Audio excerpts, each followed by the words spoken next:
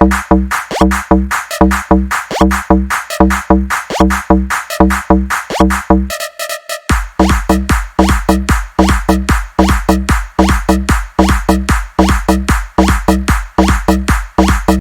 Bank का एक प्रमुख कार्य साख सृजन करना भी होता है। तो साख सृजन एक बैंकिंग प्रणाली में भी और बहु बैंकिंग प्रणाली में भी होता है। साथ ही साथ साख सृजन की कुछ सीमाएं भी होती है, जिसके बारे में हम डिटेल में इस वीडियो के माध्यम से डिस्कस करने वाले हैं। तो अगर आप ये वीडियो यूट्यूब के माध्यम से देख रहे हो तो हम आपको करवा रहे हैं व्यापारिक बैंकों में एक बैंकिंग प्रणाली में साख सृजन किस तरीके से होता है। अगर आप एप्लीकेशन विष्णु इकोनॉमिक्स स्कूल के माध्यम से ये वीडियो देख रहे हो तो आपको सारा का सारा वीडियो जो है वो आपको मिल जाएगी। तो चलिए स्टार्ट करते हैं आज की वीडियो को। हेलो दोस्तों, इस वीडियो में हम एक नया टॉपिक शुरू करा रहे हैं जिसका नाम है साख सृजन या मुद्रा का सृजन। तो बच्चों, ये बहुत ही इंपॉर्टेंट टॉपिक है आप बच्चों के लिए। तो ये जो टॉपिक है इसके हम दो पार्ट में डिवाइड कर रहे हैं। पार्ट 1 में हम आपको बताएंगे कि साख सृजन क्या होता है, साथ ही साथ एक बैंकिंग प्रणाली यानी कि अगर हम ये मान लें कि अर्थव्यवस्था में केवल एक ही बैंक है तो अर्थव्यवस्था में साख का सृजन किस तरीके से होता है। और दूसरे पार्ट में हम बताएंगे आपको कि अगर बहु बैंकिंग प्रणाली है तो साख का सृजन कैसे होता है। साथ ही साथ साख सृजन की कौन कौन सी सीमाएं हैं उनके बारे में भी हम दूसरे पार्ट में डिस्कस करेंगे। तो बच्चों, दूसरा पार्ट तो है वो हमारा प्राइवेट वीडियो रहेगा, वो आपको यूट्यूब पे अवेलेबल नहीं होगा, वो आपको हमारी ऐप है विष्णु इकोनॉमिक्स स्कूल उसमें अवेलेबल होगा। तो बच्चों, मैं आपको बता देता हूं कि हम UG, PG, UGC NET, UPSC तमाम कोर्सेज डेवलप कर रहे हैं जो इकोनॉमिक्स के हैं। तो वहाँ पर तो हमारी ऐप में ये सारे के सारे कोर्सेज अवेलेबल है। साथ ही साथ आपको वहाँ पे जो पीडीएफ नोट्स भी हैं और टेस्ट सीरीज अवेलेबल है। तो आप इस सब का एंजॉय करने के लिए आप हमारी ऐप जरूर डाउनलोड कर लीजिएगा विष्णु इकोनॉमिक्स स्कूल। तो चलिए स्टार्ट करते हैं जो टॉपिक है हमारा। जैसा कि हम जानते हैं कि बैंक जो है, देखिए पिछली बार हमने मुद्रा गुणक पढ़ा था जिसमें हमने आपको बताया था कि बैंक के पास में जो आप कह सकते हो जो मॉनेटरी बेस होता है उसके अर्थव्यवस्था में उससे कई गुना ज्यादा मनी की सप्लाई होती है। उसी कंसेप्ट को समझाने का ये दूसरा तरीका है। तो इसके अंदर क्या करता है, बैंकों का एक बहुत ही महत्वपूर्ण कार्य माना जाता है, वो है साख सृजन करना या मुद्रा का सृजन करना। यानी कि मुद्रा का सृजन जो है एक तो केंद्रीय बैंक करती है, वो तो पहली बार जमा का सृजन करती है। लेकिन व्यापारिक बैंक क्या करती है, उस प्राथमिक जमा यानी कि केंद्रीय बैंक ने जो पैसा जारी किया है उसके बेस पर कई गुना ज्यादा पैसे की सप्लाई कर देते हैं, मनी क्रिएट कर देते हैं। तो उस पूरी की पूरी प्रक्रिया के बारे में हम इस वीडियो में समझेंगे। तो बैंक अपनी प्राथमिक जमा के आधार पर कई गुना अधिक रुपया मांग जमा उधार दे देती है। मतलब बैंक अपनी प्राथमिक जमा के आधार पर कई गुना अधिक मांग जमा का सृजन करती है, कई गुना अधिक जो है वो उधार दे देती है या उससे मांग जमा का सृजन होता है। तो बैंक की यह क्रिया जो है वो साख सृजन या मुद्रा सृजन कहलाती है। तो सिंपल शब्दों में अगर कोई कहे कि मुद्रा सृजन क्या है तो मांग जमा यानी कि कुल मांग जमा बटे प्राथमिक जमा से मुद्रा सृजन पता चल जाता है। ठीक है, तो वो भी मनी मल्टीप्लाई का एक फॉर्मूला हो सकता है जो कि हम ये मान के चल रहे हैं। तो बच्चों, यहाँ पे जो साख सृजन की प्रक्रिया है वो बहुत ही अच्छी तरीके से मैं आपको समझाऊंगा। उसके लिए कुछ ऐसे बेसिक कंसेप्ट है जो आपको समझ में आने चाहिए। एक तो है मांग जमा। मांग जमा मतलब वो जमा जिसे चेक द्वारा कभी भी निकाला जा सकता है। मांग जमा के ही दो पार्ट हैं, ये अलग नहीं है, इसको हम दो पार्ट में डिवाइड कर देते हैं, ए और बी। ठीक है, तो मांग जमा के दो पार्ट है। प्राथमिक जमा वो होती है जो पहली बार बैंक में आती है, यानी कि ये वो होती है जो पहले से बैंकिंग सिस्टम में नहीं होती बल्कि पहली बार बैंक में आती है। और प्राथमिक जमा से किसी भी प्रकार का साख सृजन नहीं होता, क्योंकि ये जो जमा होती है ये दायित्व और संपत्ति समान रूप से क्रिएट करती हैं, समान रूप से निर्माण करती हैं। वो हम टेबल में बनाएंगे तो आपको समझा देंगे किस तरीके से, जिसकी वजह से इसको निष्क्रिय जमा भी कहते हैं। तो मान लीजिए बैंक के पास पहली बार 1000 रुपए आ गए, अब बैंक जो है वो 1000 रुपए के आधार पर लोन देना शुरू कर देती है, जिसको हम द्वितीय जमा कहते हैं या गौण जमा कहते हैं। ठीक है, तो गौण जमा या सक्रिय जमा भी कह देते हैं। और ये जो साख सृजन का जो आधार है वो कह सकते हो साख जमा या गौण जमा है। इसके अलावा बच्चों, बैंक जो है वो कभी भी सारा का सारा पैसा लोन नहीं दे सकती है। तो बैंक को क्या करना पड़ेगा, अपनी जमा का एक हिस्सा अपने पास रखना पड़ेगा लिक्विड फॉर्म में। इसे हटा देते हैं, हाँ, लिक्विड फॉर्म में रखना पड़ेगा। तो लिक्विड फॉर्म में रखने की वजह से इसको बोलते हैं नगद रक्षित अनुपात। मतलब ये जो पैसा है ये नॉर्मली केंद्रीय बैंक के पास जमा कर दिया जाता है, केंद्रीय बैंक के पास जमा कर दिया जाता है। होता है कमर्शियल बैंक का ही, लेकिन केंद्रीय बैंक के पास जमा कर दिया जाता है। नगद जमा अनुपात, कैश डिपॉजिट रेशो, ये वो अनुपात होता है जमा का जिसे लोग अपने पास कैश रख लेते हैं। तो सुविधा के लिए हम मान लेते हैं कि जो रिजर्व रेशो है वो हमारा 0.20 है और सुविधा के लिए मान लेते हैं कि जो CD है, कैश डिपॉजिट रेशियो, वो हमारा है 0। इसका मतलब किसी भी तरीके का कैश नहीं रखता। हम जब टेबल बनाएंगे तो हम ये मान के चलेंगे कि जो भी बैंक है वो सारा का सारा बैंकिंग सेक्टर में पैसा वापस आ जाएगा। इसके अलावा जो रक्षित अनुपात होता है अतिरिक्त, यानी कि बैंकों के पास अपने आकस्मिक खर्चों को पूरा करने के लिए भी कुछ एक्स्ट्रा रिजर्व रखती है, जिसको कि हम ईडी बोलते हैं। लेकिन अभी फिलहाल हम ये मान लेते हैं कि ये भी 0 है। ठीक है, तो ये 3 तरीके के फार्मूले बनते हैं बच्चों साख गुणक के। पहला फार्मूला ये है, ये तब होता है जब हमें CD, RR और ED तीनों को हम यूज करते हैं। लेकिन अगर हम CD को वैल्यू को 0 मान ले, जैसे यहां माना है, तो इस वाले फार्मूले का यूज करेंगे। ठीक है, और अगर ED को भी 0 मान ले, जैसा कि यहां माना है, तो इस वाले फार्मूले का यूज करेंगे। तो इसका मतलब ये हुआ बच्चों कि अगर प्राथमिक जमा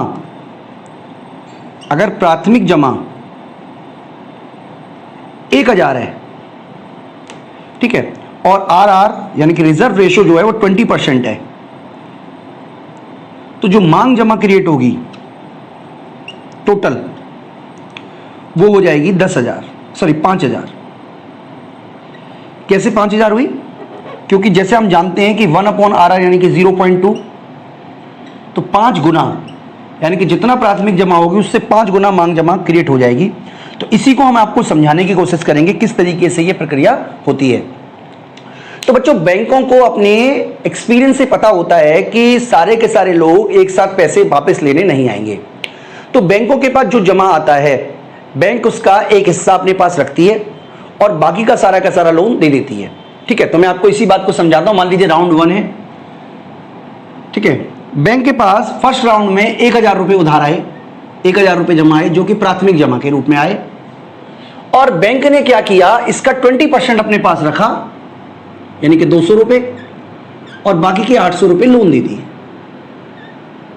ठीक है, तो बैंक क्या करती है, कभी भी लोन कैश नहीं देती, बल्कि ये जो ऋणी है उसका खाता खोलेगी और खाता खोलकर उसकी जो ऋण की राशि है वो उस खाते में जमा कर देगी। अब ये जो ऋणी है, मान लीजिए ये बी है, ये बी व्यक्ति है, ये ऋणी है। ठीक है, ए व्यक्ति ने जमा किया, ए जमा करता है, और बी जो है वो ऋणी है। अब बी क्या करेगा, अपने सौदों को, यानी 800 रुपए से वो क्या करेगा, वो कोई वस्तु खरीदेगा। मान लीजिए उसने टीवी खरीदा, मान लीजिए, तो वो क्या करेगा, जो सी व्यक्ति से उसने टीवी खरीदा, तो वो जो चेक है, मतलब बी व्यक्ति के पास तो लोन हो गया, लेकिन सी व्यक्ति के पास ने चेक दे दिया, यानी कि जो चेक है ये सी व्यक्ति बैंक में जमा कर देगा। तो इसका मतलब ये हुआ कि सेकंड राउंड में 800 रुपए की नई जमा हो गई और इस बार सी जमा करता है। देखिए किस तरीके से काम हुआ। अगर मान लीजिए आपके पास 1000 रुपए है, तो आप किसी को केवल 1000 रुपए का ही लोन दे पाओगे, मैक्सिमम टू मैक्सिमम। लेकिन बैंक ने क्या किया, 1000 रुपए थे और 1000 रुपए में से 200 रुपए उसने नगद कोष में रखा, मान लीजिए आरबीआई के पास जमा करा दिया, और 800 रुपए का लोन दे दिया। ठीक है, अब 800 रुपए का जो लोन दिया वो बी को दिया, बी ने टीवी खरीदा सी से, सी को चेक दे दिया, चेक सी ने जमा करा दिया बैंक के पास। तो अब जमा करता कौन हो गया, 800 रुपए, यानी कि सी हो गया। अब केंद्रीय बैंक ने क्योंकि कहा हुआ है कि जितनी भी जमा होगी उसका 20% आप हमारे पास जमा कराओगे, तो इसका मतलब यह हुआ कि 160 रुपए बैंक ने फिर से नगद कोष में रखा।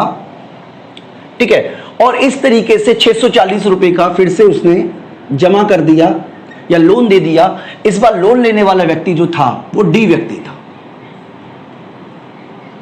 अब डी व्यक्ति ने क्या किया, मान लीजिए कार खरीदी। ठीक है, अब कार खरीदी किससे, ई से या कार डीलर से, चलिए कार डीलर मान लेते हैं। तो 640 रुपए जो हैं वो कार डीलर के जमा हो गए, कार डीलर के जमा हो गए। अभी तक हमने इस पूरे खेल में यह मान के चला है कि कोई भी व्यक्ति कैश को अपने पास नहीं रखता है, यानी कि जो भी ट्रांजैक्शन हो रहा है वो सारा का सारा ऑनलाइन हो रहा है, बैंकिंग माध्यम के थ्रू हो रहा है, चेक के थ्रू हो रहा है, ड्राफ्ट के थ्रू हो रहा है, यानी कि किसी भी तरीके का कैश का कोई डीलिंग नहीं है। अब 640 का 20%, 8 और 12, 128 रुपए जो है वो आप कह सकते हो कि बैंक रखेगी रिजर्व के रूप में, और बाकी का जो 512 रुपए बचता है वो लोन दे देगी मान लीजिए ई व्यक्ति को। और इस तरीके से जो प्रक्रिया है बार बार उसी तरीके से चलती रहेगी बच्चों। यानी कि अलग अलग राउंड में आप देखिएगा कि जो बैंक का अमाउंट है जमाओं का वो लगातार बढ़ेगा और कुल मिलाकर जमा ये जो है यानी कि ये तब तक चलता रहेगा जब तक कि ये 5,000 ना हो जाए और नगद कोष 1,000 के बराबर ना हो जाए और जो लोन है वो 4,000 के बराबर ना हो जाए। तो बच्चों हम ये भी कह सकते हैं कि बैंक के पास ये जो रिजर्व है जिसको कि हम बोलते थे, आप कह सकते हो एक तरीके का, अगर हम करेंसी नहीं है तो ये हाई पावर मनी हो गई, क्योंकि हाई पावर मनी क्या होती है C प्लस R, तो ये रिजर्व हो गया 1,000 रुपए का। और ये मनी सप्लाई है M, जिसको हम क्या बोलते थे C प्लस D। तो इसका मतलब ये हुआ कि अगर हम इस फार्मूले की तरफ जाएं तो इसका मतलब ये हुआ कि इस केस में जो मनी मल्टीप्लायर होगा M/H वो हमारा 5 निकल के आएगा। ठीक है बच्चों, तो ये रिजर्व हो गया, यानी कि बैंकिंग सेक्टर में जो 1,000 रुपए आए, ये प्रक्रिया तब तक चलती जाएगी जब तक कि 1,000 रुपए का रिजर्व दोबारा से जमा नहीं हो जाएगा। ठीक है, तो यहां पर बच्चों में ये समझना है कि एक बैंकिंग प्रणाली इस तरीके से काम करती है। अभी हम ये तुलन पत्र के माध्यम से भी समझ लेते हैं, बैंक की बैलेंस शीट के माध्यम से। देखिए इसी को हम समझते हैं, ए ने मान लीजिए 1,000 रुपए जमा कराए, तो इसका मतलब क्या है, ये बैंक की बैलेंस शीट है, याद रखिएगा। तो मैं यहां पे लिख देता हूं ए जमा करता। तो बैंक के लिए तो ए ने जो जमा है वो दायित्व है, क्योंकि बैंक को तो मांगे जाने पर पैसा वापस करना पड़ेगा। हालांकि बैंकिंग सेक्टर में से पैसा कोई निकालने नहीं आ रहा, अगर मान लीजिए कोई निकालने भी आता है तो कुछ लोग जमा कराने भी आएंगे, बात बराबर हो जाएगी। लेकिन बैंक के पास जो नगदी आ गई, कैश आ गया, वो बैंक की संपत्ति है, क्योंकि बैंक का उसके पे अधिकार है। ठीक है, तो ये हमारी फर्स्ट राउंड हमारा कंप्लीट हो गया। बैंक क्या करेगा, मतलब आप कह सकते हो कि जो बैंक है वो क्या करेगा, 800 रुपए जो है वो लोन दे देगा व्यक्ति बी को। तो यहां पे हम लिख देते हैं ऋण, ऋण किसके नाम पे, बी व्यक्ति के नाम पे, जो कि 800 रुपए का है। और बैंक क्या, और जो बैंक क्या करेगी, इसका बी का खाता खोलेगी, बी व्यक्ति का खाता खोलेगी और उस खाते में 800 रुपए लिख देगी। लेकिन आप याद रखिएगा, बैंक जो है उसने लोन 1 का नहीं दिया, पैसा 1 रुपया नहीं दिया, लेकिन लोन 800 रुपए दे दिया है। अब बी व्यक्ति क्या करेगा, जैसा कि हमने आपको बताया, सी व्यक्ति को 800 रुपए से, मान लीजिए हमने टीवी खरीदने की बात की, तो सी टीवी व्यक्ति खरीदेगा। तो यहां पे जो है जैसे ही इसको चेक देगा तो बैंक जो है वो बी व्यक्ति का नाम काट के सी व्यक्ति का नाम लिख देगी, सी जमा करता। यानी कि अब जो पैसा है वो सी के जमाकर्ता के नाम से लिखा जाएगा, ना कि बी के नाम से। जैसे ही बी ने चेक दे दिया सी को और टीवी खरीद लिया खुद ने, तो यहां से बी का नाम काट के सीधा सीधा सी का नाम लिख दिया जाएगा। इसी तरीके से बैंक जो है वो डी व्यक्ति को ऋण दे रही है।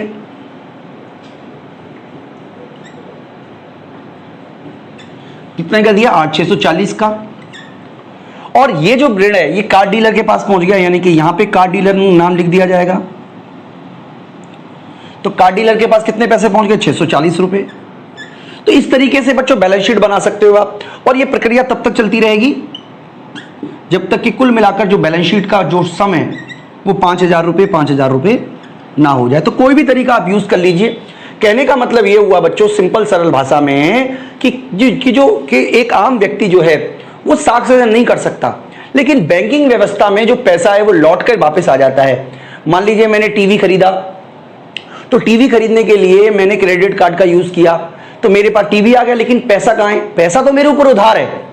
ठीक है, यानी कि वो पैसा कई लोगों के ऊपर उधार होगा। बैंकिंग सेक्टर इसी तरीके, बैंकिंग सिस्टम इसी तरीके से काम करता है। मान लीजिए मुझे कॉलेज से सैलरी मिली, तो कॉलेज का भी अकाउंट बैंक में और मेरा अकाउंट भी बैंक में, तो कॉलेज के अकाउंट से डेबिट हो गया, मेरे अकाउंट में क्रेडिट हो गया, लेकिन पैसा तो बैंकिंग सेक्टर में ही है। अब मान लीजिए मैंने क्या किया, फोन रिचार्ज कराया, मान लीजिए मैंने कहीं रेस्टोरेंट से खाना ऑर्डर किया, तो एक अकाउंट से पैसा दूसरे अकाउंट में जा रहा है सिर्फ फिगर के रूप में।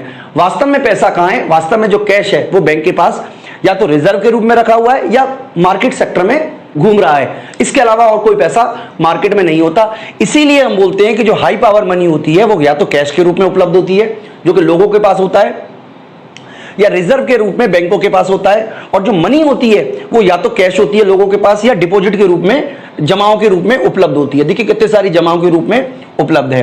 तो बच्चों ये है पूरा का पूरा कंसेप्ट जो कि एक बैंकिंग प्रणाली के अंदर है।